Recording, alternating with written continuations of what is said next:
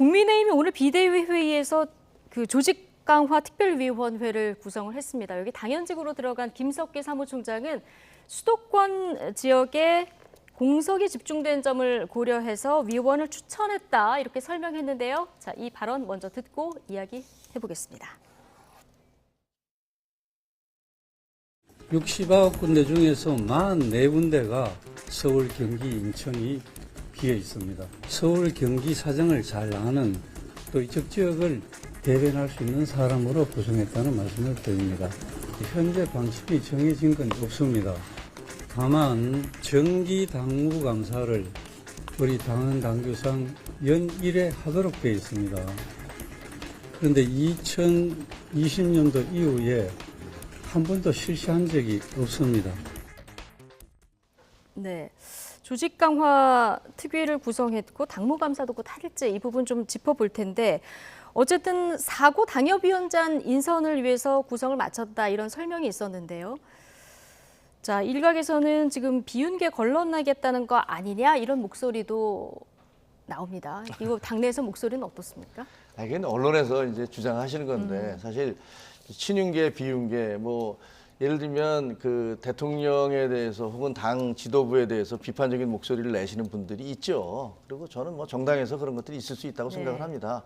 하지만 근본적으로는 그리고 기본적으로는 모두가 다 정부 여당이 성공하기를 바라는 분들이에요. 그래서 따지고 보면 다 친윤계인 것이고 한 배를 탄 사람들인데요.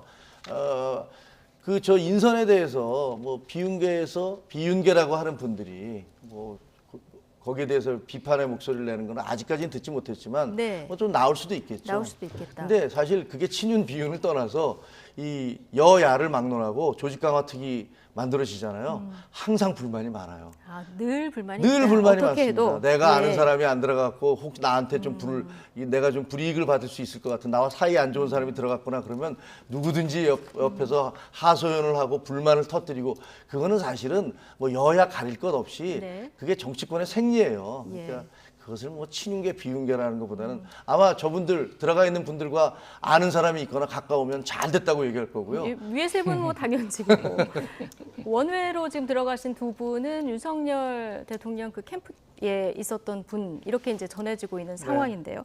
지난번 윤석열 대통령하고 원외 당협위원장 오찬이 있었는데 당시 이제 비윤계 인사들의 최후의 만찬 아니냐 뭐 이런 우스갯소리도 나왔었는데요. 어쨌든 지금 여야가 전면전을 지금 벌이고 있는 상황이 국회 모습 아니겠습니까? 이런 상황에서 이 조강특위가 자칫 당 분열을 촉발할 수 있다 이런 우려도 일각에서 좀 이렇게 분석하시는 분들도 있더라고요. 일단 그 김종혁 위원께서 친윤계냐 뭐 그게 무슨 의미가 있다라고 하시면서 사실은 굉장히 보기 좋게 포장을 해주셨지만은 굉장한 친윤계예요 지금. 뭐 아까 전에 배현진 의원은 말할 것도 없고 최춘식 의원은 윤석열 빨리 입당하라 가장 먼저 성명에 올린 분이 그분이고요. 그리고 아까 전에 함 위원장 같은 경우에는 입당하기 전에 윤석열 캠프에 먼저 들어가가지고 이준석 대표가 징계하려고 그랬어요. 그리고 한 변호사 같은 경우는 윤석열 대선 후보 선대본부 상근 부대변인 지냈습니다. 도대체 어디가 친윤계가 아니라는 건가요? 이게 다 친윤계죠. 그러니까 비윤이 한 명도 없어요. 그러니까 뭐 당에서 알아서 할 일이죠. 그래서 딱 저는 2008년과 2016년 공천학살의 데자뷰가 지금 전주곡이 시작됐구나. 그래서 비윤계 다 쳐내고 그러다가 총선 폭망하고 이 지금 그 길을 그대로 밟겠구나 그거를 지금 보고 있습니다. 아이고 희망사항이신 거잖아요. 아니에요. 저는 뭐 민주당 사람이 아니기 때문에 근데 역사가 그렇게 항상 보여줬으니까 이런 식으로 일방적으로 가면은 항상 문제가 발생하더라고요. 그럼 뭐 이런 개파 얘기 잠시 뒤로 접고 비대위 최우선 과제라고 하면은 전당대회를 준비해야 되는 거고요. 맞습니다. 그리고 당 조직 정비는 이제 새 지도부가 꾸려지면 그때 하는 게 맞지 않느냐. 그래서 이제 월권 논란도 조금 일부에서 나올 수도 있을 것 같은데 이 부분에 대한 불만은 없습니까? 그게 예를 들면 지난번에 이제 그 김종인 비대위가 있었고 그다음 김병준 비대위가 있었는데 김종인 비대위 때는 그때 당무감사 그리고 당협위원장 선정 뭐 이런 것들 다 했고요. 그다음에 심지어 김병준 비대위원장 시절에는 전부 다 사표를 내라. 그래서 우리가 새로 임명을 하겠다라고 한 적도 있어요. 그러니까 기본적으로 이제 아까 사무총장님이 말씀하셨지만 2년 동안 이제 당무감사 1년에 한 번씩 해야 되는 당무감사가 전혀 없었기 때문에 당무감사를 언제 할지 모르지만 왜냐면 이게 미리 통보를 해야 되거든요. 2개월 전에. 그러니까 시기가 좀 걸릴 것 같고. 당무감사 지금 시선이 쏠리는데 합니까?